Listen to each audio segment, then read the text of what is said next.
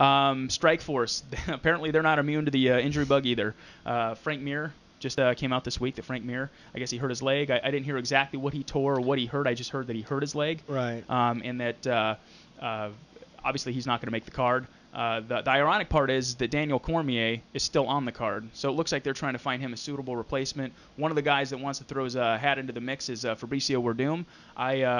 First off, I think he's definitely a suitable replacement. He's been eyeing the title shot. He's been, seems like everybody's cut out of that same mold in the UFC. They're always eyeing the title instead of the guy right in front of them. But to me, as far as Fabricio goes, to justify that title shot, I think he needs a win over another credible top 10 opponent. Cormier is widely regarded. Some people have him ranked as high as the top 5.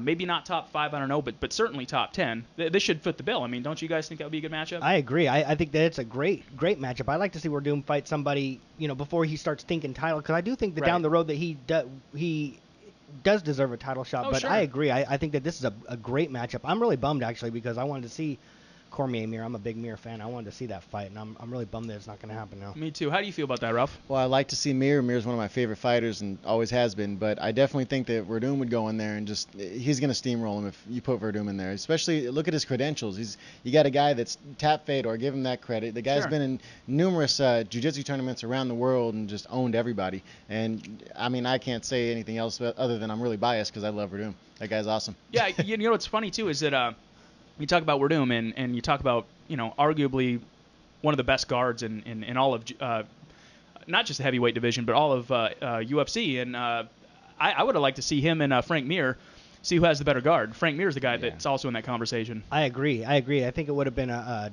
really, really interesting. I wonder if it would have been one of those fights, though, that both of them ended up trying to stand the whole time. That's a very interesting question, too. And to be honest with you, I don't like when Frank Mir tries to stand for too long, especially at this point in his career. It depends on who it's against. Yeah. Cormier, the thing about Cormier it scares me just because if you're not a Cormier fan or you're a fan of whoever he's fighting, the fact is that guy improves leaps and bounds every single time you see him, particularly in the striking department. I mean, he's no longer regarded as just a Olympic caliber wrestler. Right.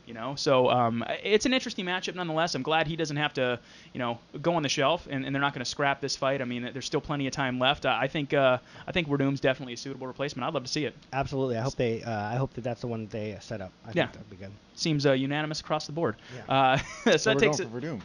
Yeah, no, I'm lobbying for Werdum, absolutely. I mean, especially if it's a difference between them having the fight and not having the fight. Absolutely, I'm for Werdum. Beautiful.